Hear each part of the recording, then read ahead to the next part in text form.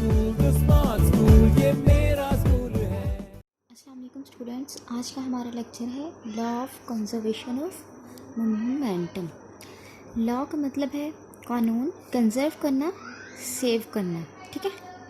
Of momentum, momentum को conserve करने के मुतालिक इसको हमने लॉ को पढ़ना है, ठीक है। किस तरह से मोमेंटम कंजर्व होता है, किस तरह से हम उसको सेव कर सकते हैं किसी चेंज के बाद या पहले, ठीक है।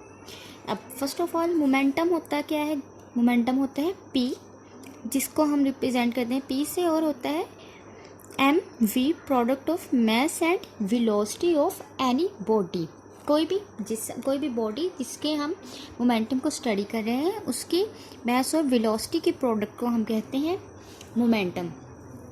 So first of all define करते हैं इसकी डेफिनेशन को, okay. Momentum of an isolated system of two or more than two bodies remains constant।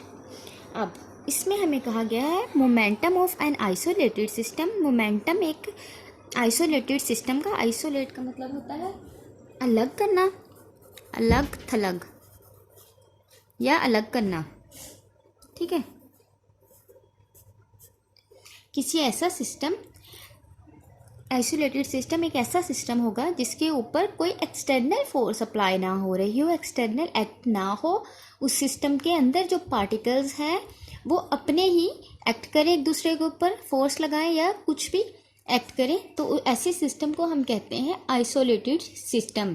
के एक अलग ही सिस्टम है जिसमें किसी दूसरे सिस्टम या दूसरी बॉडी का कोई अमल दखल नहीं है, सिर्फ उनका अपना ही एक्ट होगा उसमें, ओके। अब मोमेंटम में होगा क्या है इस लॉ ऑफ कंजर्वेशन में? Law of conservation of momentum में होगा कि कोई भी दो या दो से ज़्यादा बॉडीज़ का मोमेंटम हमेशा कांस्टेंट रहेगा। कब कांस्टेंट रहेगा? किसी एक्शन के पहले और बाद। कोई भी दो बॉडीज़ हैं, उनमें कोई एक्शन हो रहा है, वो कोई काम कर रही हैं, तो उनका मोमेंटम उस काम करने से पहले और उस काम करने के बाद सेम रहेगा, चेंज नहीं होगा, कांस्टेंट रहेगी उसकी वैल्यू। सो हम एक आइसोलेटेड सिस्टम बनाते हैं। हमने दो bodies Lee, M1 and M2, ठीक है। M1 का मास जो होगा वो कम होगा as compare to M2 body. M2 body heavy होगी, M1 बॉडी लाइटर होगी। अब होना क्या है, M1 की वेलोसिटी जो होगी, जिस वेलोसिटी से वो मूव कर रही है, अभी कुछ भी कोलिजन नहीं हुआ, कोई एक्ट नहीं हुआ, ठीक है, वो वेलोसिटी होगी u1, जिससे M1 बॉडी मूव कर रही है एक लाइन में, एक डायरेक्शन में। M2 जो कि हैवियर बॉडी है, उसकी वेलोसिटी होगी u2। अब ये एक्ट हो रहा है बिफोर कोलिजन, अभी कोई भी इनमें टकराव नहीं हुआ। कोलिजन का मतलब होता है टकराना, ठीक है। जब कोई भी टकराव नहीं हुआ तो दोनों बॉडीज सेम डायरेक्शन में मूव कर रही हैं, ठीक है। ये भी इसी डायरेक्शन में मूव कर रही है, M2 भी उसी डायरेक्शन में मूव कर रही है, बट इनकी मैसेज और वेलोसिटीज डिफरेंट है, जिसका मतलब है इन दोनों बॉडीज का मोमेंटम डिफरेंट है, ठीक है। अब होना क्या है? अब होना ये है कि जैसे कि हम लोगों ने कहा है कि M1 की वेलोसिटी ज़्यादा है एज कंपेयर टू M2 के, तो जब M1 की वेलोसिटी ज़्यादा है तो वो टकरा जाएगी M2 के साथ। M1 ही टकराएगी, जिसका मैस एक दो बॉडीज मूव कर रही होंगी, जिसकी वेलोसिटी ज़्यादा होगी वो कम वेलोसिटी वाली बॉडी के साथ टकरा जाएंगी, ठीक है। जैसे ही इसने कोलिजन हुआ इनका, यहाँ पे ये कोलिजन हो रहा है, M1 ने M2 के साथ कोलाइड कर लिया, टकराव हो गया इन दो बॉडीज़ का। इस कोलिजन के बाद अब चेंजेस आती हैं इनकी वेलोसिटीज़ में। मैसेज तो सेम रहेंगे, मैस चेंज नहीं होगा, चेंज क्या होगा? वेलोसिटी। अब M1 की वेलोसिटी कम हो जाएगी और M2 की वेलोसिटी ज़्यादा हो जाएगी। इस टकराव के बाद M1 ने अपनी वेलोसिटी M2 को दे दी और अब खुद स्लो हो गई उसकी स्पीड।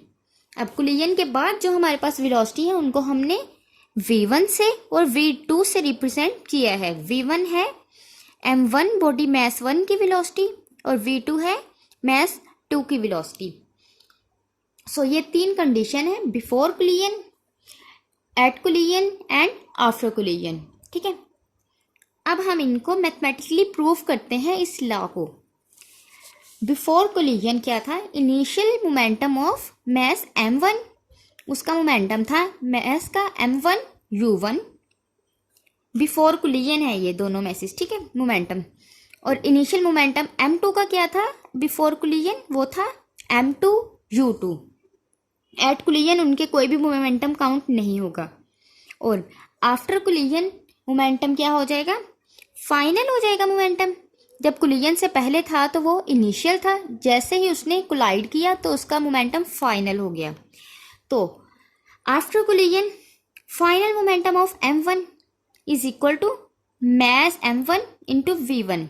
ठीक है, मास सेम रहा कोलिजन के बाद, लेकिन वेलोसिटी पहले u1 थी, बाद में v1 हो गई। ठीक है, इसी तरह से फाइनल मोमेंटम ऑफ m2 अब क्या हो गया, m2 इंटू v2। वेलोसिटी पहले u2 थी, अब v2 हो गई। ठीक है, यहाँ तक क्लियर है?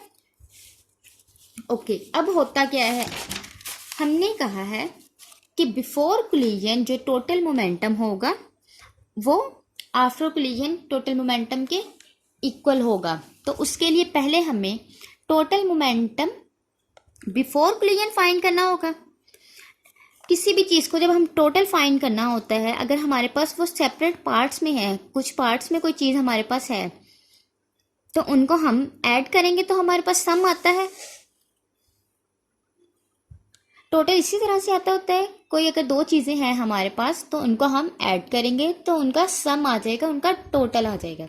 तो इसी तरह से हम initial momentum of body m1 को ऐड कर देंगे बॉडी m2 के इनिशियल मोमेंटम के साथ।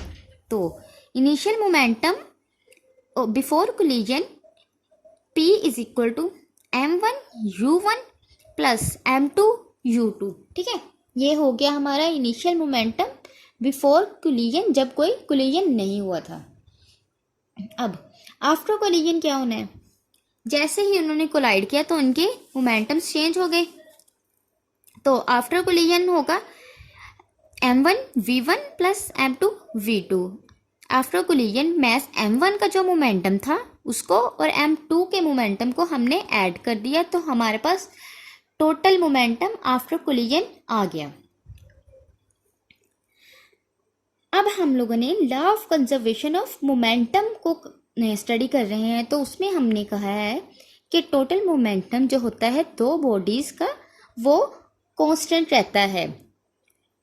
तो इसका मतलब है कि मोमेंटम जो था, टोटल मोमेंटम हमारे पास बिफोर कोलिजन, वो आफ्टर कोलिजन जो टोटल मोमेंटम होगा उसके इक्वल होगा, तभी कांस्टेंट होगा। कि पहले जितना मोमेंटम था कोलिजन से और कोलिजन के बाद जितना मोमेंटम था वो सेम रहेगा। चेंज क्या आएगी, चेंज ये आ सकती है कि m1 के मास का मोमेंटम पहले ज़्यादा हो सकता है और m2 का कम। इसी तरह से कोलिजन के बाद m1 मास का मोमेंटम कम हो सकता है और m2 का बढ़ सकता है, लेकिन टोटल जो होगा वो सेम रहेगा, टोटल में चेंज नहीं आएगी। ठीक है, तो according to law of conservation of momentum, total momentum before collision is equal to total momentum after collision.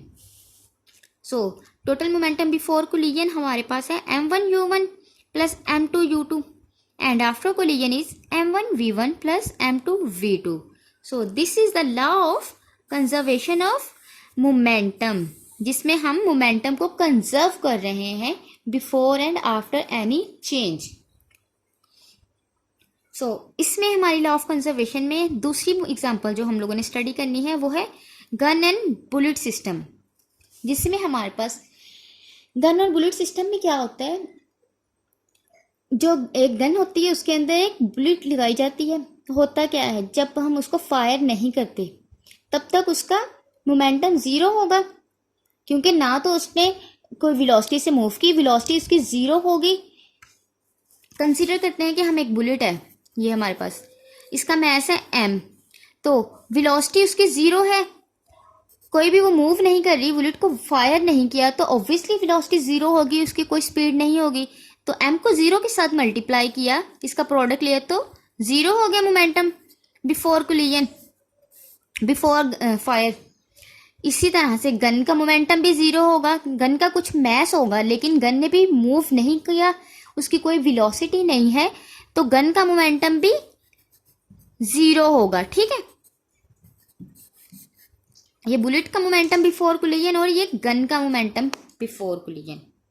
सो अब हम लोगों ने कहा कि जो मैस है बुलेट का, उसको हम लोगों ने रिप्रेजेंट किया स्मॉल m से, mass of bullet small m and velocity of bullet small v। इसी तरह से for gun, mass of gun capital M से रिप्रेजेंट किया and velocity of gun capital V से रिप्रेजेंट किया। अब बिफोर कोलिजन हम लोगों ने कहा है मोमेंटम ज़ीरो है, गन का भी ज़ीरो है, ठीक है, और बुलेट का भी ज़ीरो है। So zero plus zero is equal to zero, total momentum zero हो गया बिफोर बुलेट इज फायर। ठीक है, और आफ्टर फायर क्या होगा, after fire total momentum after fire, जब हम बुलेट को फायर कर दिया उसके बाद क्या होगा, उसके बाद उसकी वेलोसिटी हो जाएगी चेंज। पहले ज़ीरो थी गन की वेलोसिटी, अब गन की वेलोसिटी है v small v capital V sorry, और बुलेट की वेलोसिटी है स्मॉल v। मैसेज तो उनके हम लोगों ने कहा था स्मॉल m और कैपिटल M, उसी तरह से उनकी वेलोसिटीज भी small v and capital V से। तो टोटल मोमेंटम बिफोर कोलिजन क्या होगा, ये होगा बुलेट का m v product of mass and velocity plus ये हो गया गन का momentum. So total momentum after collision is m v plus capital M into capital V। So next हम लोगों ने क्या करना है इसमें, अब हम लोगों ने अप्लाई करना है law of conservation of momentum. According to this law total momentum before fire is equal to total momentum after fire. So हमारे पास टोटल मोमेंटम बिफोर फायर जो है वो है zero and total momentum after fire हम लोगों ने find किया है which is m v plus capital M capital V। Okay, put the values, इसकी वैल्यू ज़ीरो है और इसकी value M V plus M we है। अब हम यहाँ से वेलोसिटी ऑफ गन फाइंड करना चाहते हैं, उसके लिए क्या करेंगे, हम ये स्मॉल m v को हम दूसरी साइड पे ले गए, ये कैपिटल M है और ये v, जब स्मॉल m और v को हम दूसरी साइड पे लेके गए, यहाँ पे पॉजिटिव था तो यहाँ जाके नेगेटिव हो गया, तो साइन साथ नेगेटिव का आ गया। अब हमने फाइंड v करना है इसकी velocity of gun. So m इसके साथ मल्टीप्लाई हो रहा है तो दूसरी साइड पे जाके डिवाइड हो गया, सो v ऑब्टेन हो गया which is v is equal to minus m over capital M into velocity of bullet which is small v। तो अब यहाँ पे m क्या साइन क्या रिप्रेजेंट कर रहा है, नेगेटिव, नेगेटिव साइन हमें बता रहा है कि जो गन का मोमेंटम है और वेलोसिटी का मोमेंटम है वो एक दूसरे की ऑपोजिट डायरेक्शन में हैं। ठीक है, जब हम गन को फायर करते हैं, बुलेट को फायर किया गया है गन के ज़रिए से, तो हमारी बाजू को पीछे को झटका लगता है, जिसका मतलब है कि गन ने पीछे को मूव किया है और बुलेट जो होती है वो आगे को मूव करती है। ठीक है, so negative sign represents momentum is opposite direction, दोनों की मोमेंटम्स की ऑपोजिट डायरेक्शन है बुलेट और गन की।